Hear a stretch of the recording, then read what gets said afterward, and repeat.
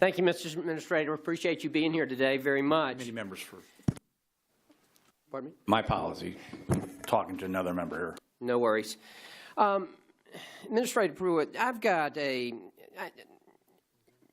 the last administration, toward the end of the last administration, there was a rule that was titled Greenhouse Gas Phase 2 Rule for medium and heavy-duty trucks. And in my opinion, this had a lot of overreach in it because it included regulating trailers as self-propelled vehicles.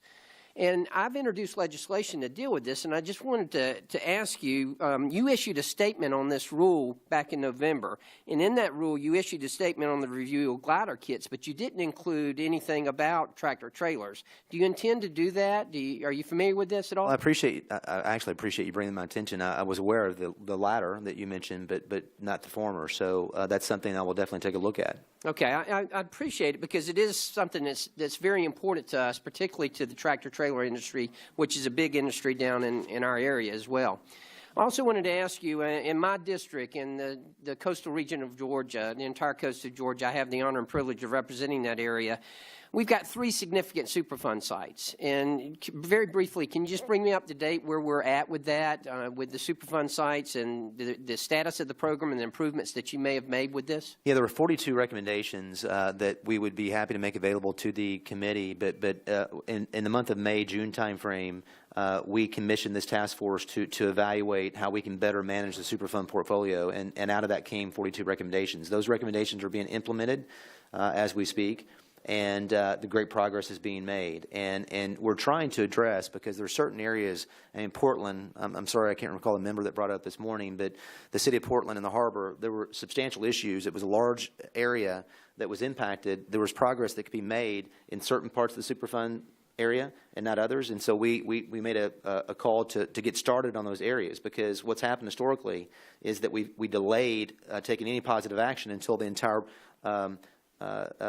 area had been decided upon on how to proceed. So we're trying to make those kind of changes to provide clarity to the communities, also ensuring that we're hearing the voices of those cities and towns and citizens about those decisions. I think that's been neglected in the past. So there are many things we're looking at, but ultimately it's sure that we get outcomes and we get decisive outcomes and decisions are made, and responsible parties are held responsible for the harm they've caused in those areas. Is there any kind of legislative actions that you feel like you need that we'd be able to make that would help you in that area?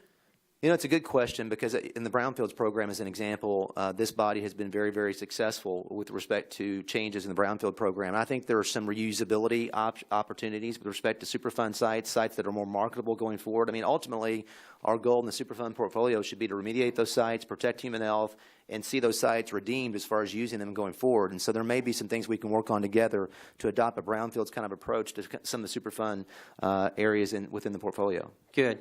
As I mentioned before, I represent the entire coast of Georgia, over 100 miles of coastline. So as you can imagine, we have a lot of boaters in that area, and our office has been getting a lot of calls about the tiers of engine classes that are available for specialized boats, particularly among the harbor pilots and the bar pilots. They're having a lot of trouble with the lack of flexibility that's in the framework. They've got situations where we've heard requirements of them forcing people to, in the scenarios where the manufacturers don't necessarily make an appropriately tiered engine for a boat type. And they're having a lot of trouble with this, and it's causing them problems with being able to order these boats. Are you familiar with this? Or is this something that you've been addressing at all? It's not something that I've been privy to as far as discussions at the agency, but would be happy to look at it. Okay, and if it's okay, I'd like for my office to be able to send you this information so that you can review it, because it is a serious problem down here. They want to comply and they want to do this, to do the right thing, but they need some flexibility with it as well. Okay. Thank you, Mr. Administrator. One last question. As I understand it, Mr. Administrator, you're from Oklahoma, is that correct? Yes, sir. Can you say go Dogs? It's hard. It's hard. I think the gentleman's out of order. Yeah. Out of order? Yeah. Or sooner comes out.